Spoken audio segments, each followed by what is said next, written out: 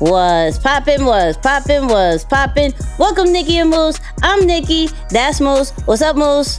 What up, y'all? And welcome to episode 81.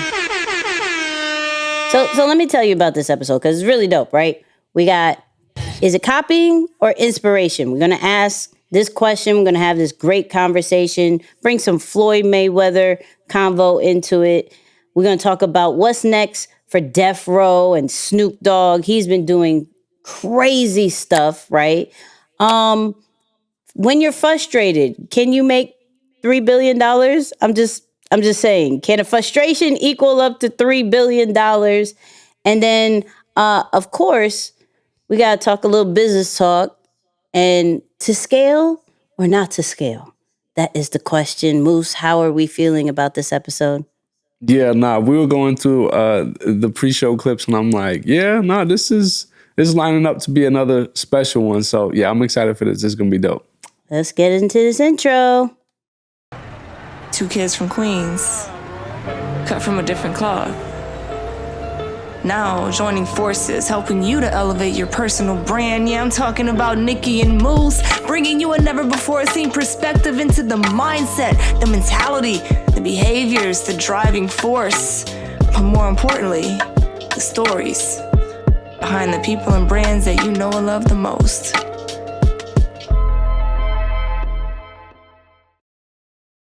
And you know what time it is? It is the review of the week. So we got first time listener. Today was my first time listening to the podcast. I already knew it was be good based off the Instagram page. Always dropping gems. Bravo. I guess our Instagram page is impressive. You feel me? Shout out to Kurt for that. Let's give Kurt a round of applause. Big facts. Well, that's not a round of applause. This is it. There you go. Shout out to Kurt. So, of course, shout out to all our audio listeners. Shout out to all our viewers, whether you're watching this on YouTube, Facebook, wherever you're watching this. We appreciate it all the way.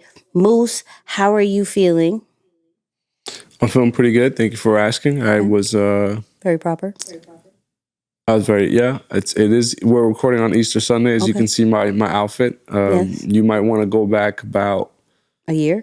maybe about 8, almost a year ago, like 10 months ago. Okay. You know, Nicky said, "Oh, I like your shirt. You should wear it on Easter. It gives me Easter vibes." And so, I stayed true to my promise. I brought it back on Easter. Hello, everyone. Thank you. So all my audio listeners, if you want to just see a clip of it on YouTube, you will understand. And Isaiah, if you could find that clip where I said original. that, I don't know if it was on the live or was it on the episode? I want to say it was on an episode for sure. Okay. It was on an episode, yeah. I hurt my back. I told you about that. My back was blew out for like 2 weeks. What did he say? And Moose, how are you feeling? Man, pretty good. I'm. I don't know if you see my light colors, my pinstripe fall I see it. cream colors. I see it. Looks You know what I'm springish. saying? I'm trying. Yeah, it's like you're transitioning into fall, but you really don't want to say bye this spring, summer kind of vibe. But yeah, it's working out. I feel pretty good. That's my way of saying I feel good It's an Easter today. vibe for me. It's an Easter. Ooh. It is. You might. Maybe I gotta pull it back out then. I'll shelf it and pull it back out Well, in April. at least you know what you're wearing for Easter Sunday. I'm just saying. Facts. Hey, you know what I'm saying? You gotta be better safe than sorry. You ready? It's like, yeah, I think so. Yeah, no, it was an episode if Isaiah, if you we could were find that recording. clip and we could put it together, that'd be super dope. So make sure you guys watch that on our social media. Me, I am sick. So I'm giving you this disclaimer. It's a cold. No, I don't have COVID. Don't go there. I already had it. I'm never getting it again. Never. Okay, never. But yeah, I'm trying here. I'm trying to still stay healthy, but it's not. I did have my cookies and cream shake. It made me feel amazing. Oh, nice. Just when your throat hurts, I'm just like, I don't feel like I always have to have tea and everything like that. Like ice cream should should make me feel ice cream better. does help when you got a little like sore Right. throat though. I'm not even gonna hold you. Yeah, that's right. Right. And That's right. when I told, I don't know, other people, they're like, no, you can't do that. I'm like, what? What they My say? What mother they say? always told me to have ice. She gave me ice cream when my throat hurt. Yeah, no, I agree with that. I was a little sick yesterday. Got some ice cream, and I was like, yeah, it felt good. It helped the Okay. So when you get little cold, muscles right there. when you get a cold, people, have ice cream. Go to Chick-fil-A, get you a treat cookies and yourself. cream, Cold Stone, wherever you get your ice cream or yogurt, whatever best fits you. But yeah, go do that. Okay, go do that. Anyways, let's get into this episode. I pose a question to you. Okay?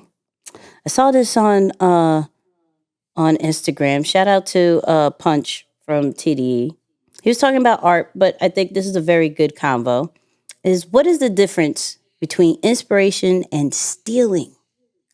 We all take from the greats and our peers alike. I'm just curious, where is the line? So Moose, what is your take? What is your take? Yeah. So I think it is true, right? Like to some extent, it's like that same idea of when we say self-made. But in reality, no one is self-made. We've all taken information, something from someone, and we've used it to help build what we have today, right? That's my belief across, most cases. Now, in this case, I think it's the same thing, but where I would draw the line is, did you add something to it, or did you present it in a new way, right? So I think of, for example, some things that, say, were created 50 years ago. They didn't have, say, some of the technology that exists today, whether it be, the easiest to think of is Web3 or just the NFT space or kind of the metaverse and that whole realm. Well, if I can take an old experience and revitalize it in something that didn't exist in that way, it's like, so almost to present it in a new way for an audience that appreciates it, I can see that as, okay, I didn't necessarily just steal, I'm bringing it back. And of course, giving credit too. I think that matters. Like if you just like, if someone took your stuff and they presented it in a new way, but didn't give credit to the original person or the source, then it's like, okay, that was just straight up stealing. So I do think there's an etiquette part that's tied to it too. When you're going to do that, you got to give credit to the source for the origination of the idea. Yeah, I think when I started thinking about it, I think it gets a little tricky, right? Because it's like we're always taught to, and I've said it myself, to take from here and there and put it in a box, ramble it up, and here you are, right? But is that part that you took, is that stealing? You feel like, I think we look at the overall of, okay, one person's style, one person's creation or whatever. If you take the entire thing, Right. like, then you're jacking, then you're copying, right?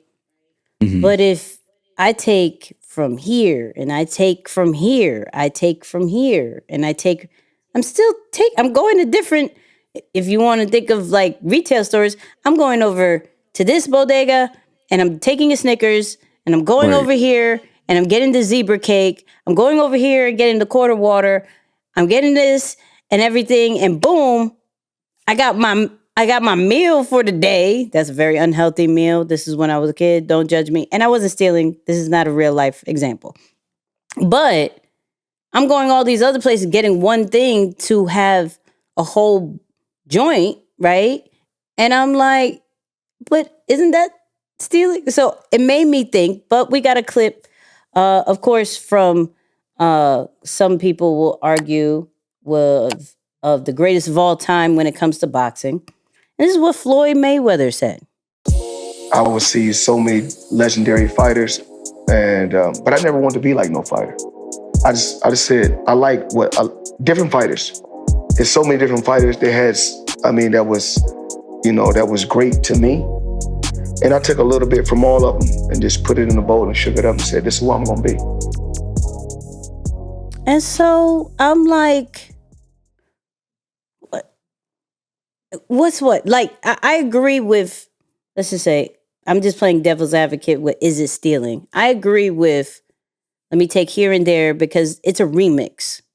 Right. It's not the original, right? When you do that, we think of music, when there's a remix song, it's not the original song. It takes inspiration from the original song, add some new people, and boom, now it could be almost better. I remember back in the day when the remixes were always better than the original song, right? Some of the clothes that come out, the remix to the original seems to always be better. So I think with everything, things evolve. And so when you do that formula, it's not necessarily copying or stealing.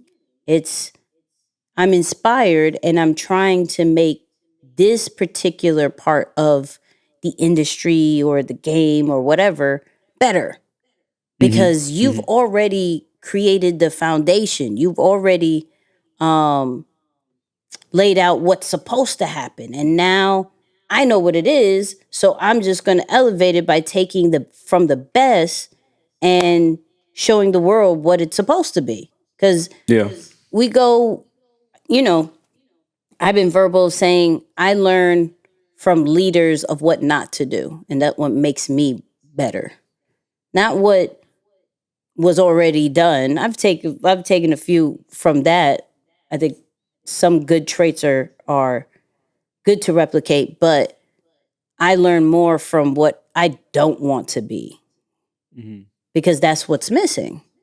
So, it just depends. It depends on what you look at it. Yeah, I think it's a lot like fashion too, right? Like if you notice, the fashion industry is always recycling their trends. Yep. So something that might have been out of style a couple seasons ago, it's going to find its way back into the trend or the most current thing.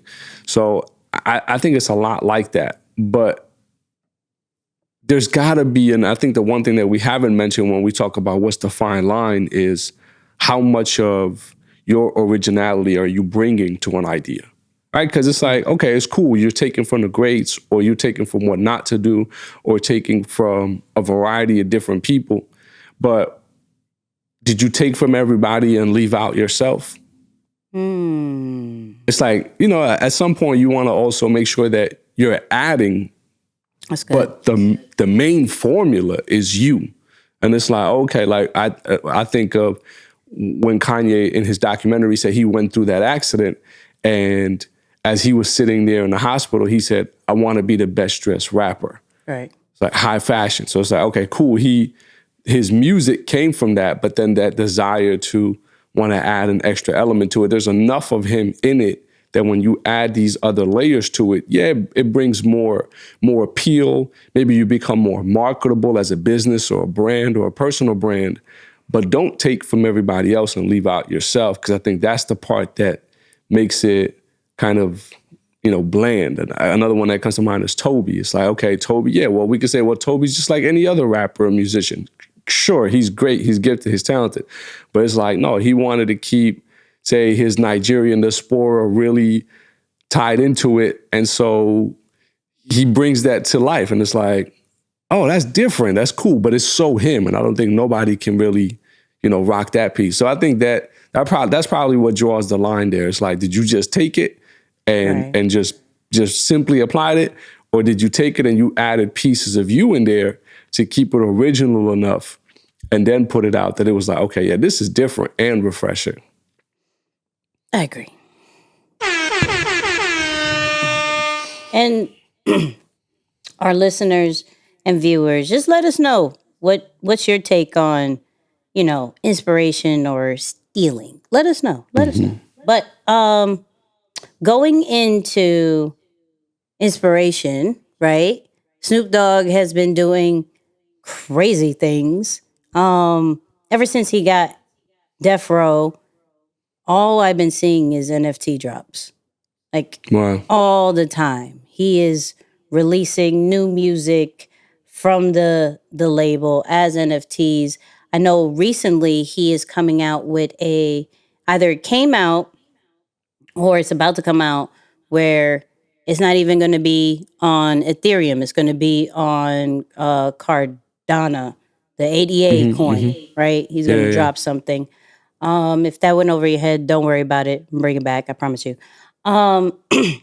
Excuse me. But he is, I think, taking a page from Kanye West. You may have thought about it before, but he was recently on Drink Champs, and here is what he plans on doing with Death Row. Snatch everything Death Row off traditional. iTunes, Apple, Spotify, So take the Death Row catalog to Gala Games, the company that I with in the metaverse. That's where it lives at in the metaverse. Then build the Death Row app so we can be like Netflix, Amazon, Hulu. And we have an app where all of our content lives and all of our music. And now instead of Apple and Spotify and all these pimping, it's a new pimp on the block.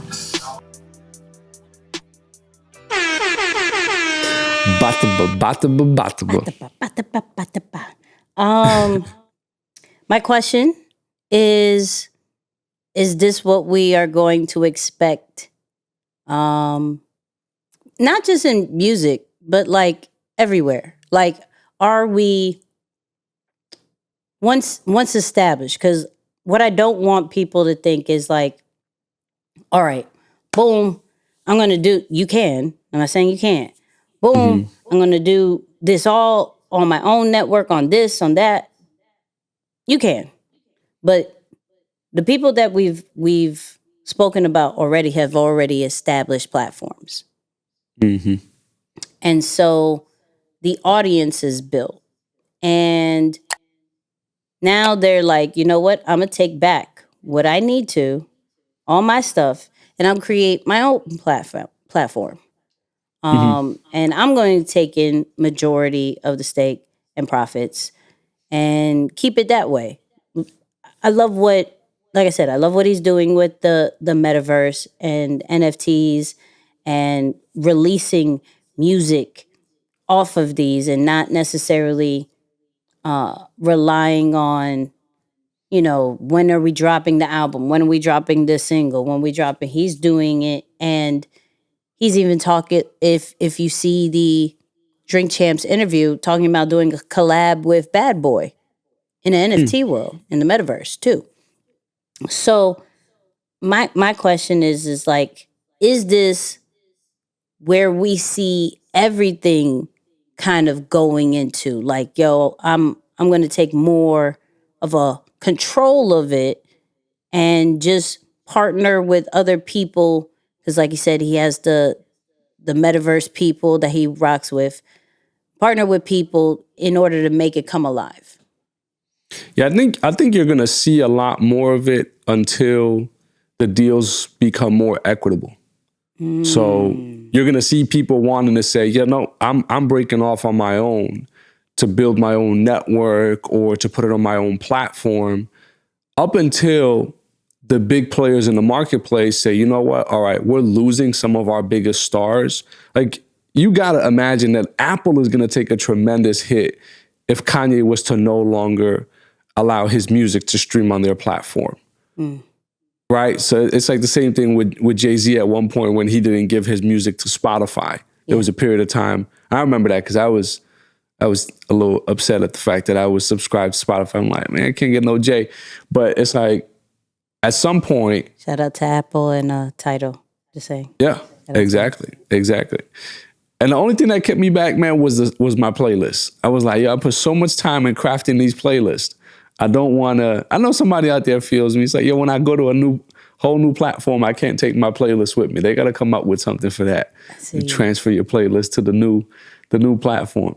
But I do think that's going to be the case. But the other part of it too, because I thought you were going to speak to it real quick there, is I don't know that that's the move for everybody. Right. Because and we had a little conversation last week where everyone with a platform or a network, their shows cannot be the only shows on the network. Mm-hmm. You're going to start to see that they need to acquire other shows, other content. There's got to be more things on there. So it's like, imagine if Netflix only had Netflix original. Well, they don't. Or the other way around. Imagine if they had to rely on other movie companies or Hollywood studios and these people to give them movies to stream. Then they would have been relying on someone else to stimulate their business model. So Netflix goes out and creates their own original content so that they can have a little bit more of input to the demand. So I think that's one of the challenges about platforms that a lot of people don't talk about. Everyone is, again, so big on ownership, which is great. We're big advocates for ownership, but there's a big part of the responsibility that comes with it. And that is, if I have the means to be able to develop a new technology or a new platform, am I able to also bring on other talent and other content that is going to help keep my subscribers or my the people who are, paying to view or maybe, what do we call that? I guess you call it subscriber. Like, you subscribe to someone's platform or service. Are you going to be able to keep them so that they're not just signing up? It used to happen. I'm sure when we were younger, we all did it. You sign up, you use the free trial, and you out because you watch what you need to watch. You feel me? I still do it. What are we talking about? You in and out. You in and out like a smooth criminal. And it's like, yo, that is... And Shout out to Peacock. I did that to you.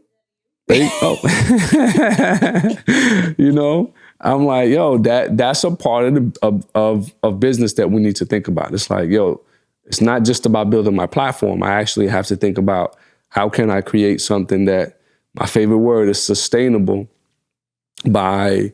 it's able to survive for a minute. I'm bringing on new content. I'm keeping it fresh because that's a no joke part of the process.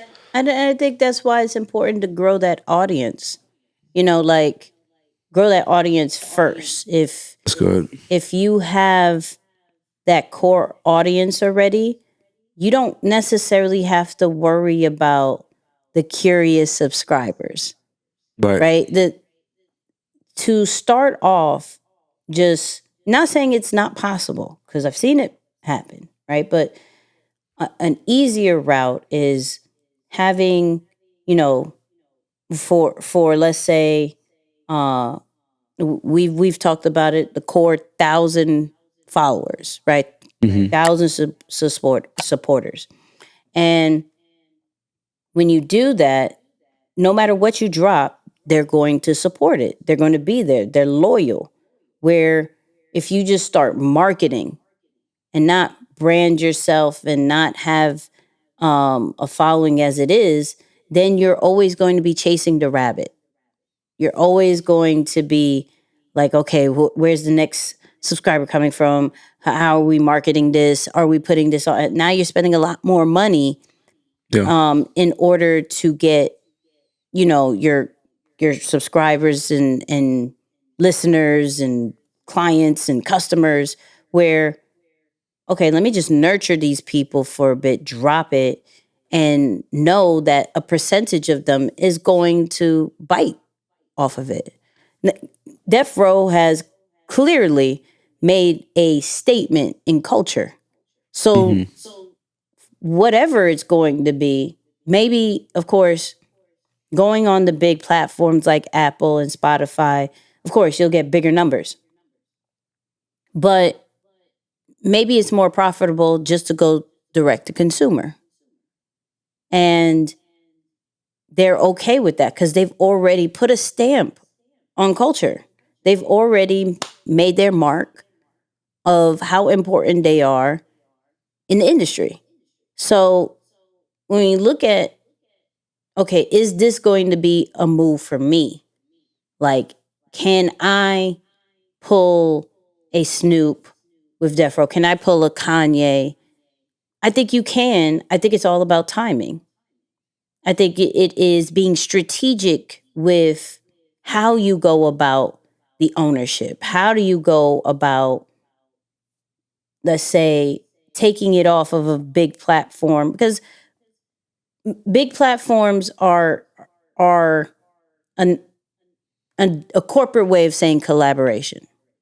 Yeah. That's all it is a corporate way of saying collaboration. And so you're using their resources. Have you milked out the resources enough to where you could do it on your own? We saw it with Russ when we spoke about it. Of course, the two that we just spoke on, and a lot of people that we spoke about on these podcast episodes.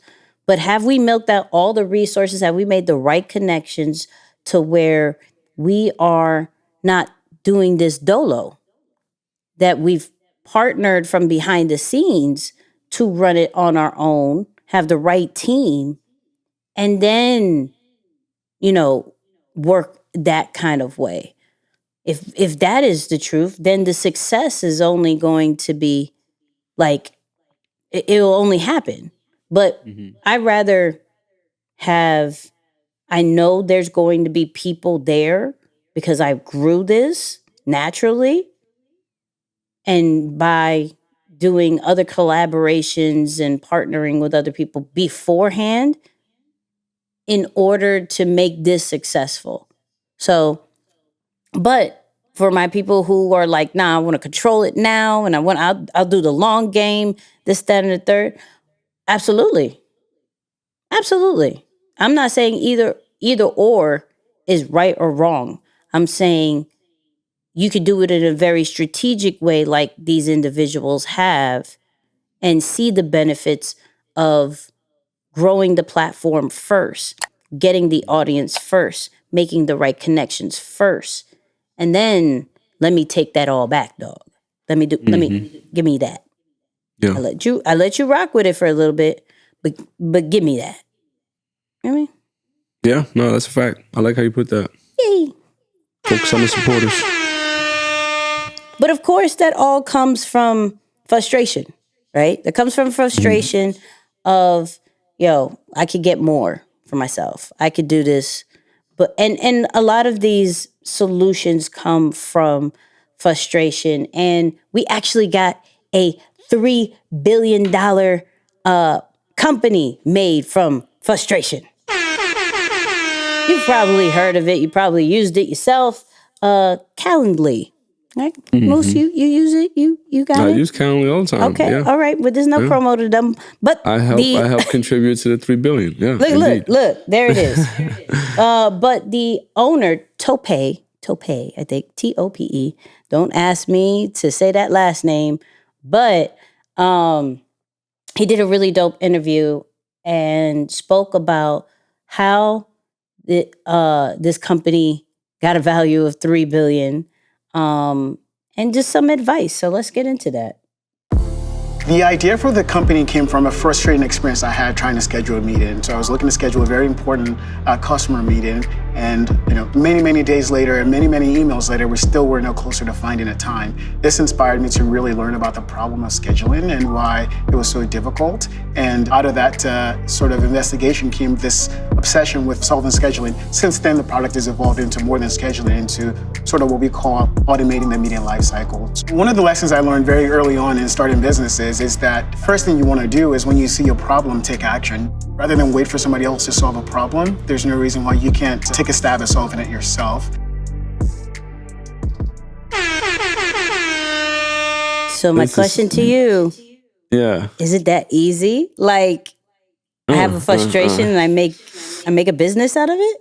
Well, we've heard that saying come true a lot. Like, a lot of people actually start businesses because they wanted to overcome a challenge that they themselves experienced. So it's like they created it for themselves. Now, what comes next is usually a surprise because you don't know how it will play out. But it's simple but complicated, right? Because it's like, I imagine with something like this, when you're talking, especially a tech product, right? You're talking possibly raising funds, and it, like, once you go down that whole route, I think it becomes a different ordeal. But it can be that simple from an idea standpoint, and we talked about this in with your group in the metaverse, right? About the concept of ideation.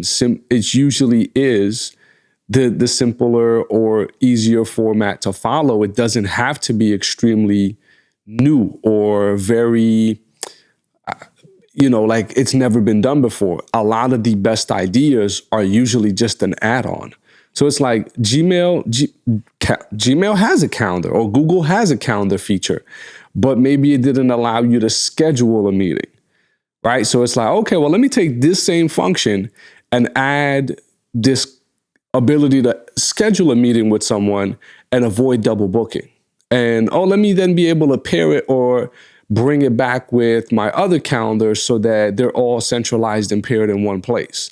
So I do believe from an ideation standpoint, ideas are best when they do have that personal challenge, because then there's like a level of passion or energy that you give to it that you typically wouldn't.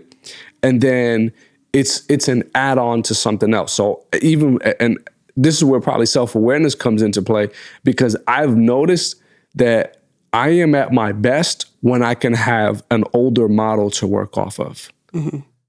So it's like, I'm not the type of person who can take nothing and then present you with something from scratch and be like, yo, I made this out of nothing.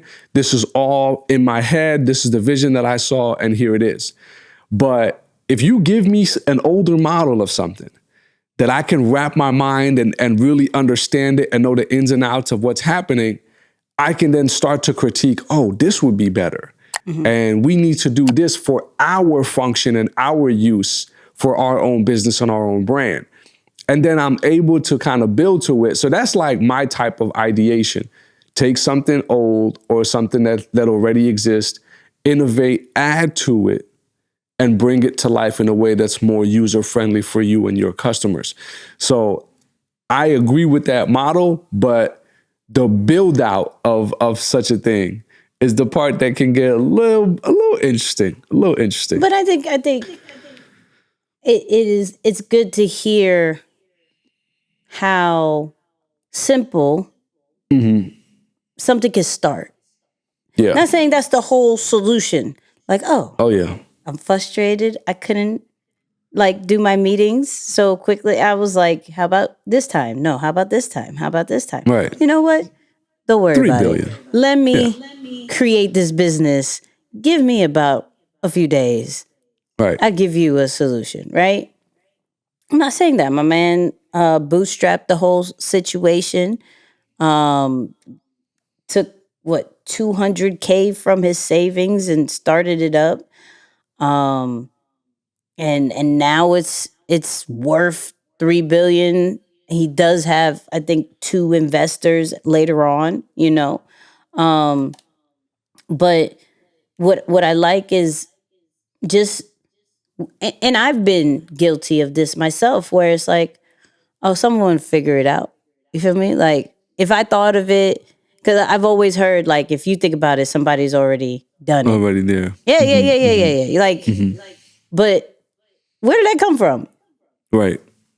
Yeah. Like, probably not the best. Yeah, not the best advice. Right. But where did that come from? So how is everybody still, till this day, inventing something new if what you think of somebody's already done?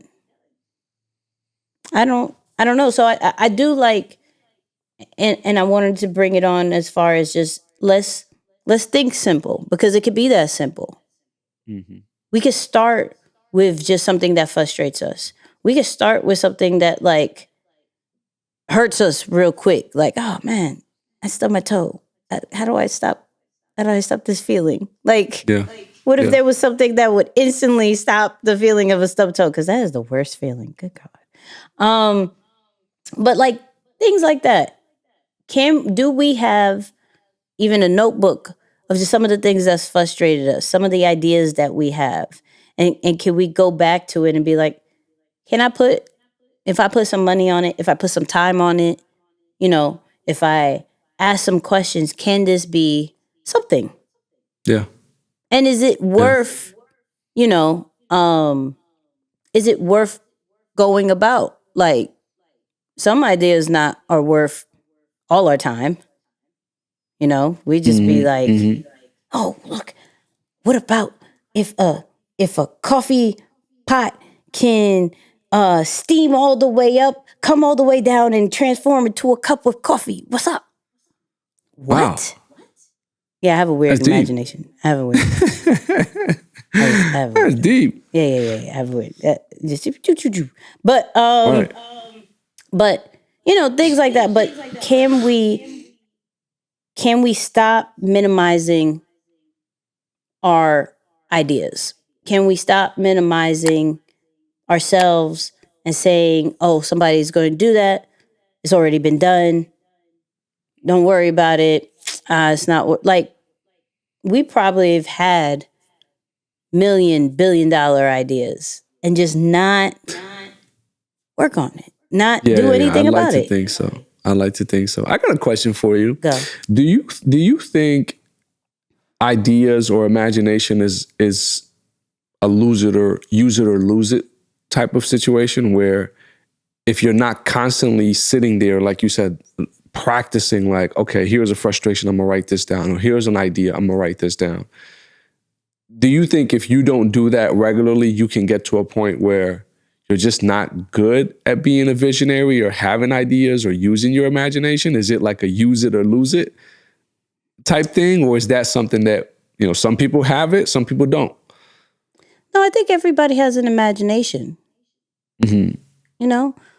It's what power do we give our imagination? Yeah. There's so many ideas I've had that I did not write down. I'm so mad at them because I can't remember, right? And I know they were fire. And I know I've told you half of them. And I'm like, oh, I can't remember none of them. This is trash. Right. So I'm getting better at like audio note or typing it in notes real quick, right? But I think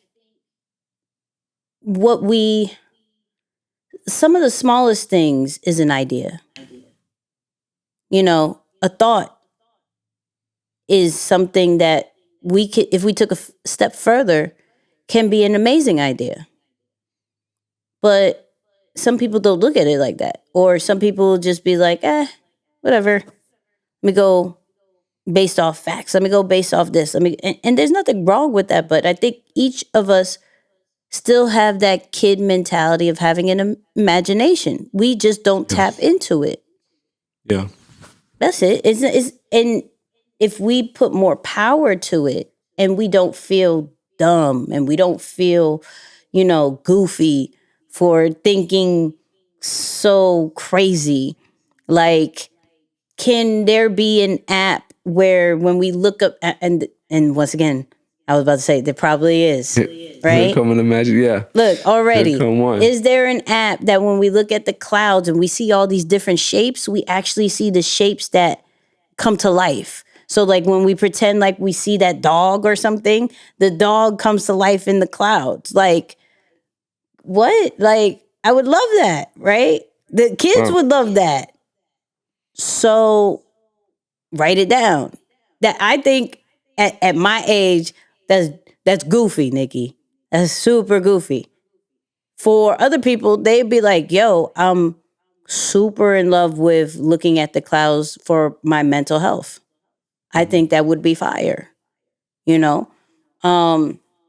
So what you may think is goofy and dumb is somebody's like healthy outlet, or solution for something, or just a talking and conversational point.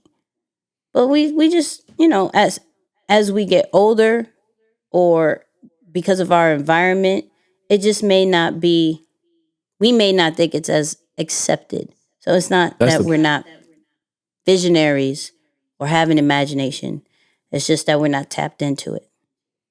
Yeah, that's good. I think that's the problem right there. We don't create for kids. Like, we don't think of children. No, I feel like if we as business people had the next generation or children in our minds as we do that, as far as like creating for their benefit and for their well-being, I do think would be a little bit more, just a little bit more productive. Because it's like, as you was talking, I'm like, man, I guess imagination is to some degree an extension of your hope or your faith, right? Because you are imagining something that you believe could be better or could exist in a way that it hasn't done before.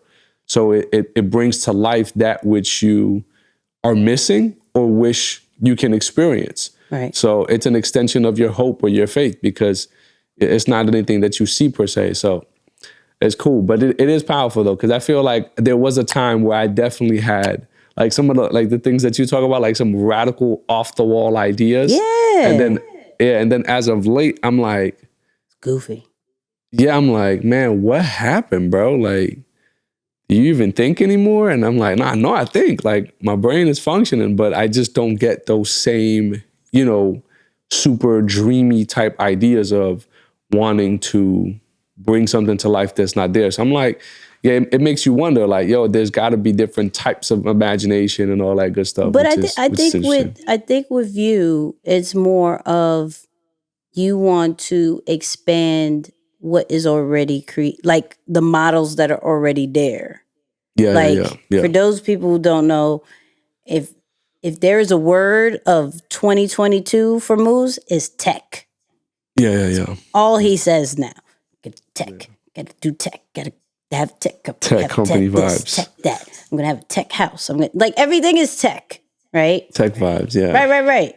So that is because he's seen it be done and how those people who do tap into tech is, I wouldn't say better, but like the profits make more sense than someone of a manual situation, right? Mm-hmm. So that's just facts off of that, right? Mm-hmm.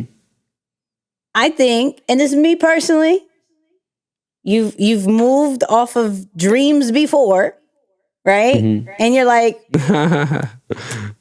yeah, nah. Let me go. I done the dreams. I seen that. I seen the vision. The vision was great. Bought into the vision. I am now over here with tech. Because tech, I see it. Not necessarily touch it, but I see it. I seen the impact. I see what it could do. I see we could create our own algorithms and solve certain things that I don't necessarily have to manually input all the time, manually go over here. So I think it's not that you don't dream or can't think of those things. I think you've had your season. Yeah, for sure. You feel me? And this is just a different season. Maybe next season you'll go back to the dreaming. Yeah, hey, I'm optimistic about it. I'm optimistic, but for sure. Tech vibes all 2022. See, I'm just all letting you guys know. That's all he cares about is tech vibes. All tech vibes. Oh my goodness! Now, okay, me and Moose have had these types of conversations for a while of to scale or not to scale, right? There's certain models that we have that are very scalable if done right. And then there's others that's like super custom that is like, how do you scale? And can it be successful if you can't scale? Like, how much of a lifespan does it really have? How long can you do it?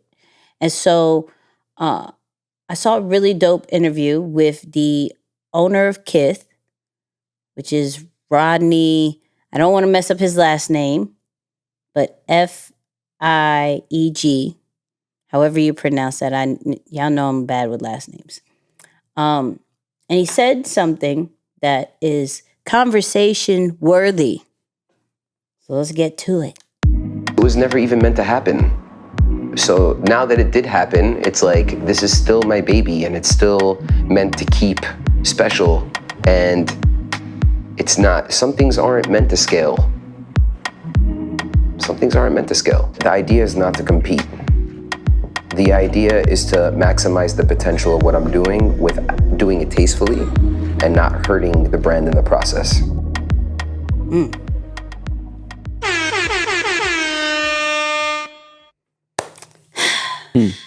Moose.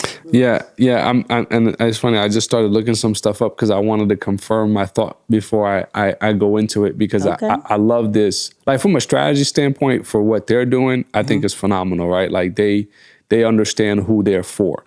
But the other piece of, like, that's a big battle that everybody has, because today we all equate success to scalability, right? We say, like, hey, and I've said that too, and I probably need to change my wording, because it's not just scalability, it's sustainability, right? Like, it's one thing to grow something, it's another thing to sustain it over time. Yep. And both are success, by the way. Like, those are two different definitions of success. They look entirely different, but they're both just as impressive, and both are just as impactful.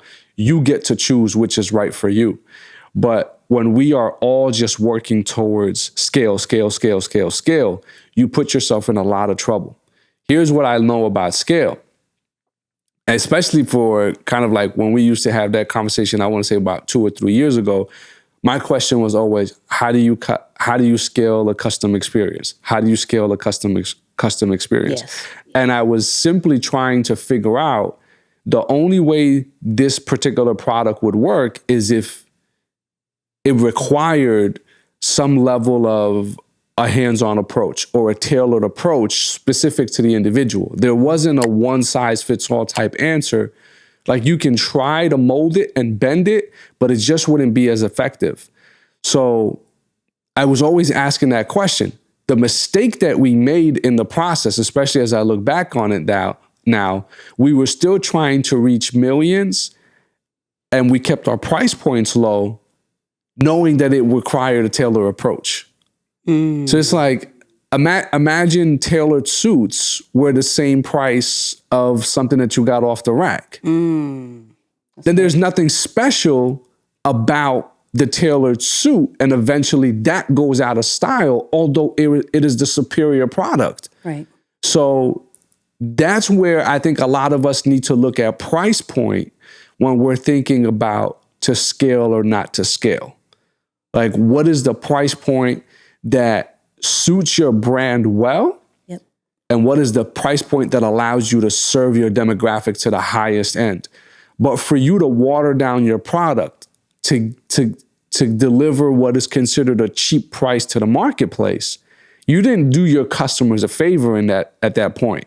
You did yourself an injustice, right? Like, you did yourself a disservice, because I have an awesome product, and I'm not just like, it's not like an optimistic thing, like, oh yeah, no, like, words of affirmation about your product so it can become that. I was like, if you really have what we're calling the Kith brand, luxury brand, or even a tailored suit, just off of that example, if you now take that same experience and sell it at the Dollar Tree, right, then you've just watered down your product and have done a disservice for your customers. So I don't know, business standpoint, I definitely see that price point is critical when asking yourself that question. Do I scale or do I not scale? The other end of the story, or the other side of that explanation, is you should scale when your product isn't impacted by adjustment of price to appeal to the masses. Right. Right? Because that essentially is the thing. It's like certain products don't scale, well, within reason, of course, because like I think of like Louis Vuitton. I don't know why that just came to my mind. And their bags could be like a couple $1,000s, but it seemed like everybody got them. So within reason. But for the most part, I think of, especially as a startup brand or a startup entrepreneur, you got to imagine that your product has to be unique enough and can also be sold at a price point where it's convincing for everyone to at least say, heck, I'm gonna try it, or this is dope, I want this, right? And then they get to that point where they don't even look at the price tag because you have that buy-in with them. Like, you have enough brand, which I'm always fascinated by. It's like another conversation we might need to have, is it brand or product? Like superior brand or superior product? You know, because it's like, you need a good product, but at some point the brand far exceeds the product. Like, people buy the product. Yeah. It's the brand. Yeah. And for those who don't know, Supreme could sell anything at a certain point. When at their highest, they sold a brick. And it sold Crazy. out. It was crazy. It was crazy. But Yo. let me give a little background of Kith, which funny enough, their slogan is just us, right? So for people who may know the definition of like Kith, it goes from like, what was it? Kith and kin is like one's friends and acquaintances. So already right there, my man is telling you, I don't care about the masses. It's not my thing. So it was birth in 2007, and they are known for like their collaborations and limited drops. So they worked with everybody from Nike to Adidas all the way to Versace, okay, with the Medusa head. And Wow. that's a big deal, right? Super big deal. But the thing that's really unique about Kith is they don't do wholesale. And so for those who don't know what that means, is you can't find Kith anywhere else besides their locations. And so even though their locations are now a little bit wider than what they used to be, as far as they're in Soho, they're in Brooklyn, but they're everything from like LA to like Tokyo. So they're out there, but you can't find them anywhere else besides in Kith. Now, I said limited drops, which makes it understandable why maybe their worth, from what I looked up, can be from between 9 to 11 million. For somebody who's saying, "Yo, I'm not trying to scale," that's a good amount, super good amount. And of course, people are trying to acquire. People are trying to hey, let me get that off you. Feel me? Let me get that off you. However, I even with when I look at building deeper than the brand and stuff like that, and how I even move with my own personal brand, it's like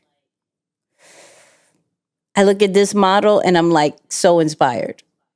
Yeah. Because I'm like, okay, so the goal isn't always to scale. The goal, like you can still make a guap of money if done strategically, if done in a way where you're not always out there. And we've spoken about it too. You have like two different types of brands. Like you have available all the time or super exclusive and limited. Like and you make money regardless because there's people who are going to need you all the time, right? There's going to be people who need a coat from Burlington, you know, but then they're going to need a coat and pay the money for a Versace one, for a Gucci one. Both are making a good amount of money. So I think it's whatever you want to do based off your values, based off how you want, how you want to run things. Like I looked at that and I had to add it to the podcast because I'm like, okay, Moose has been big. We've been big on the whole scale. If you can't scale, and I'm like, okay, but I like my little close stuff. I like reaching the community. Like I like catering to only these people, right? And then you look at like a Supreme and even Kith, where you can collaborate to get maybe outside of your community a little bit, right? But still stay true to I'm not out there to everybody. This is going to be limited, short quality, boom, we're good. Yeah. I like it. I like it a lot. I like that we have options. I like that you can still make millions and not feel bad. You know, like it's 100%. right. But is it still wise? Not wise. That's not what I'm looking for. But to you, would it be strategic to have scalability in one pocket and the option to not scale in another pocket? Yeah, 100%. 100%. I just think what's making me look at it differently, especially when you define the name, it's probably a decision that was made at its inception. Like when they built it, they already had this mapped out as to, we're not necessarily interested in being, the next Off-White. Like we want to be just that, just for us. Right. So it's making me kind of almost like challenge myself and challenge those who are listening.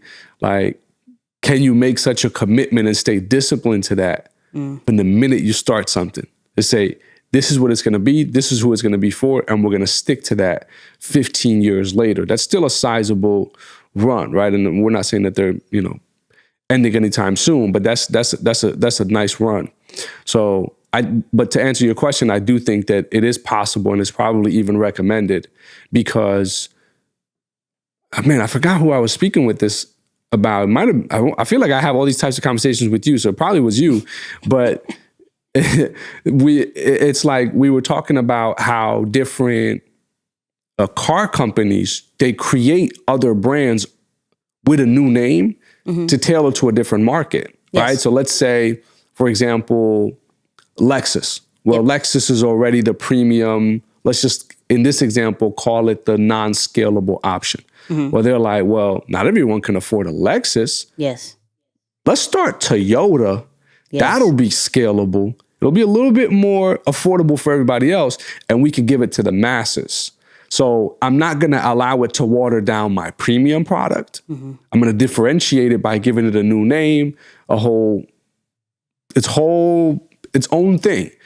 But it does allow me to keep something more scalable along the line, because from a business standpoint, it is sound, right? Like scalability is something that is a sound business move. So you don't want to kind of avoid or miss out on a sound business practice because you've committed to one thing. I think if you have the resources and the bandwidth, it's always smart to do it. But if you do it, or should you choose to do it, you got to differentiate and not tie it to the premium product, because then they're going to be like, well, what's the difference? Like, why would I keep buying Lexus if I could now buy a Toyota at, a fraction of the cost?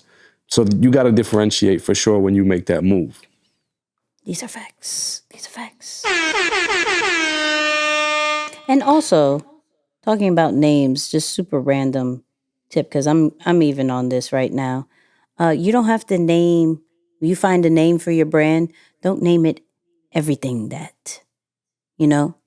Like, let's make up a random brand. Okay, so like, shout out to Notion, right?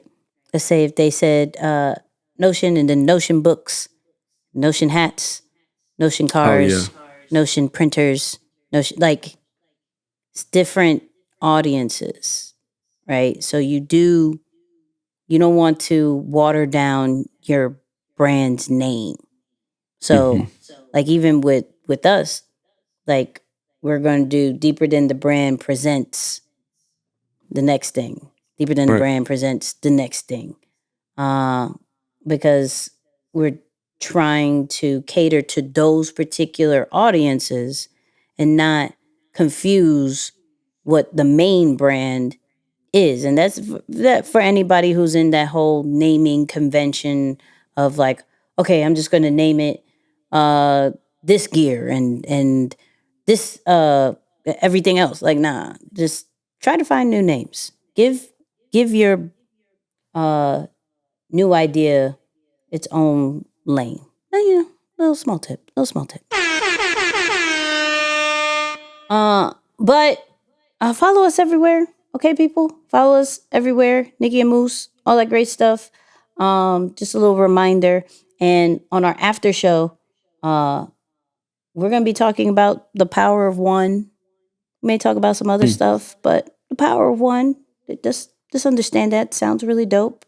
Talk about some A-Rod stuff. But Moose, final words. That quick? I feel like... That quick? Yeah. We're done. Okay. We're done. I was like, man, I'm waiting for one more clip. I'm like, all right, yeah, no. We're here already. We're an hour. Yeah. Okay, now fair enough. These episodes been getting a little shorter. Nah, man, but I'm gonna just go back to that reminder, like, hey, no matter who you get your inspiration from, no matter what great empowers you to go out there and do your next thing, make sure you sprinkle a little bit of yourself right into that mix as well.